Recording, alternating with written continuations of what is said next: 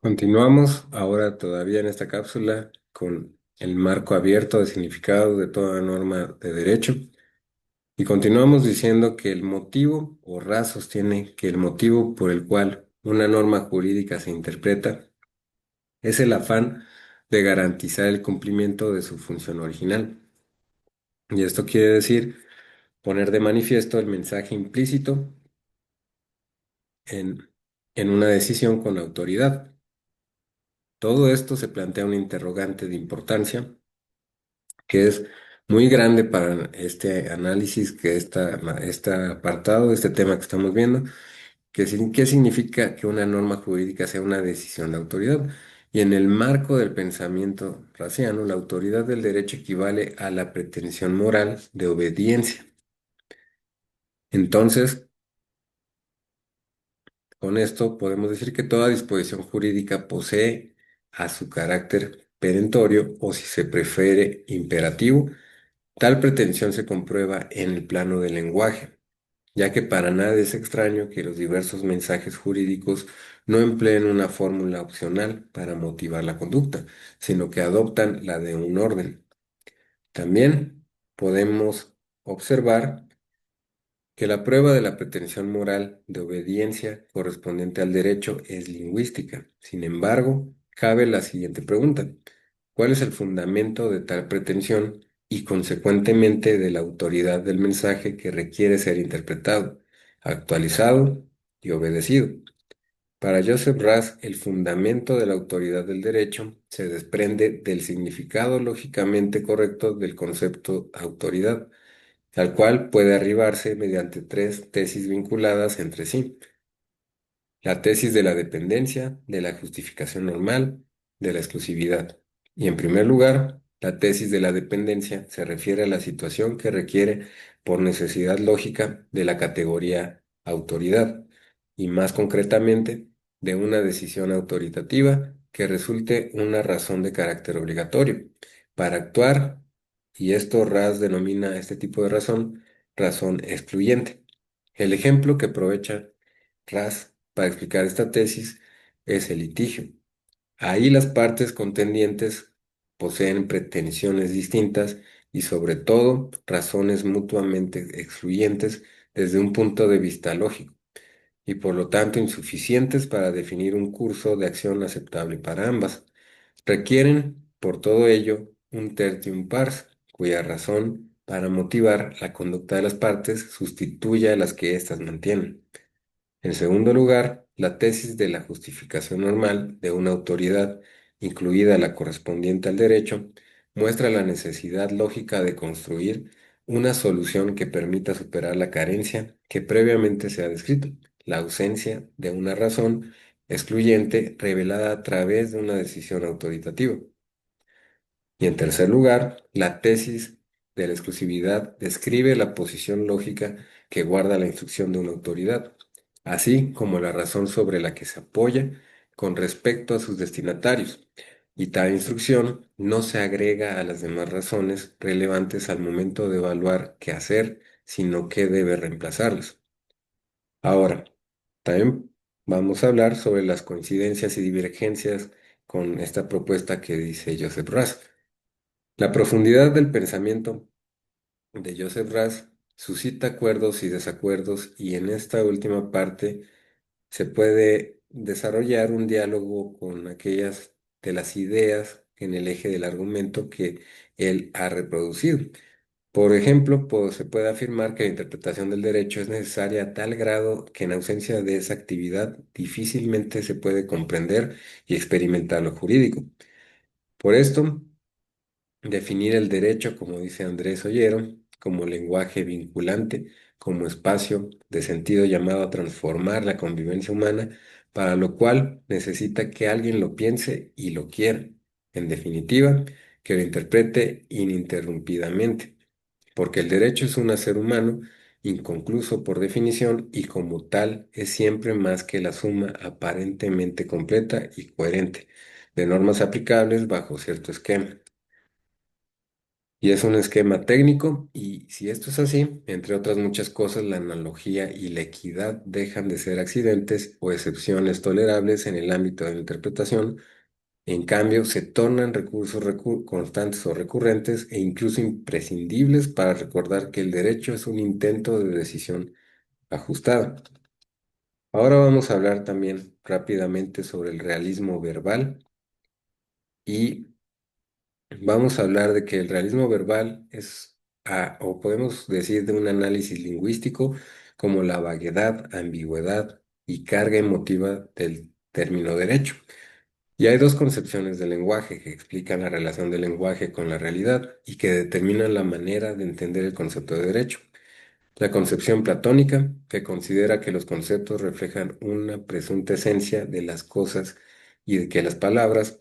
son vehículos de los conceptos y sostiene que hay una sola definición válida para una palabra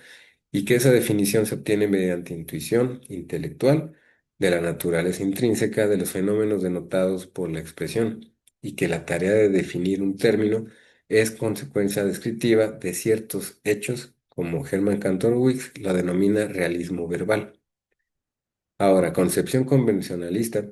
es defendida por la llamada filosofía analítica y enuncia que la relación entre el lenguaje, que es un sistema de símbolos, y la realidad ha sido establecida arbitrariamente por los hombres, y aunque hay un acuerdo consuetudinario en nombrar a ciertas cosas con determinados símbolos, nadie está constreñido ni por razones lógicas ni por factores empíricos a seguir los usos vigentes, pudiendo elegir cualquier símbolo para hacer que resulten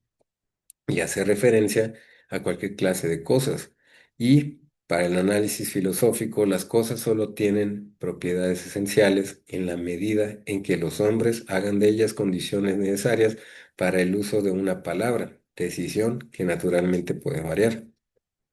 Ahora, sobre el esencialismo filosófico, podemos decir que frecuentemente y durante muchos años, diversos autores conocidos y apreciados dentro del marco de la filosofía, impresionados tal vez por la popularidad y éxito que ha tenido en el mundo intelectual de la filosofía de la existencia, se han esforzado en vincular su propio sistema escolástico con el existencialismo. Y abundan los casos de varios autores, pero podemos decir, por ejemplo, en hallar raíces existenciales en San Agustín, en Santo Tomás, inserta también Heidegger y Bergson en la fenomenología del contingente, y también Gilson, y plantea a favor de la erradicación del tomismo en el ámbito de la producción existencial. También podemos empezar diciendo ahora que frente a ellos destaca por su neta posición la del libro que se puede titular después de la filosofía de Juan de Escoto, y es una filosofía esencialista. También podemos empezar a hablar ahora que las esencias y el ser es el título del capítulo que propiamente mantiene la fundamentación de la ontología, contraponiendo a la metafísica y existencialista. Y para la primera, el concepto de ser expresa de una manera directa la misma existencia y solo indirectamente lo que es o existe por su relación con la existencia. Por eso el concepto universal de ser expresa al mismo tiempo esencia, existencia, aplicado en la interpretación del derecho, que es que exista. Realmente podemos hablar ahora o podemos pasar ahora sobre la tesis convencionalista del lenguaje o hablar un poco sobre las tesis convencionalistas del lenguaje. Por esto, vamos a empezar diciendo que la oposición entre naturaleza y convención, que es el marco del debate platónico en torno del lenguaje expuesto en el Cratilo, deriva inmediatamente de la reflexión de la sofística acerca de los fundamentos de las normas éticas y políticas. Aquellas dos nociones y la relación de oposición entre ambas precedieron, pues, a la elaboración del diálogo, pero su proyección al tema particular del lenguaje fue hasta donde consta cosa original de Platón, y que debe de haber visto en ellas términos aptos para definir la relación entre el lenguaje y las cosas, o más bien entre el lenguaje y la verdad, que es el tema en que el diálogo se centró ante todo en un principio la atención y el interés del filósofo. Las nociones, y formadas de modo independiente la una de la otra, habían cobrado en época clásica un matiz nuevo y pasado a construir una oposición antitética cercana a la moderna de naturaleza-cultura. En el pensamiento arcaico era entendido el boyog como la norma humana más alta sancionada y respaldada por los dioses, y por eso incuestionable e ineludible. Inicialmente, la palabra no habría hecho referencia a la costumbre o a la ley, sino más bien al ordenamiento válido que estaba por encima del individuo y de la comunidad y que regía la vida de ésta. Fueron, según aparece el conocimiento de los boyos de otros pueblos, difundido por la etnografía jonia y la consiguiente ampliación del horizonte, los factores que hicieron que la idea perdiera su validez irrestricta y se le asociase a las costumbres y los usos de los diversos pueblos, que son obligatorios para los miembros de cada uno de ellos, pero no para los de los otros. Esto es, se comprobó que no existía un boyog humano universal, sino distintos boyog. Un paso más en esa dirección llevó a que se viera en el Guyuk el producto de la convención humana, cuyo único fundamento era solo el acuerdo de los hombres, que llegado el caso podía ser puesto en tela de juicio o aún desobedecido. Por otro lado, desde antes del siglo V antes de Cristo, la noción había expresado la idea general de lo dado, y esto es del modo de ser que las cosas tienen de por sí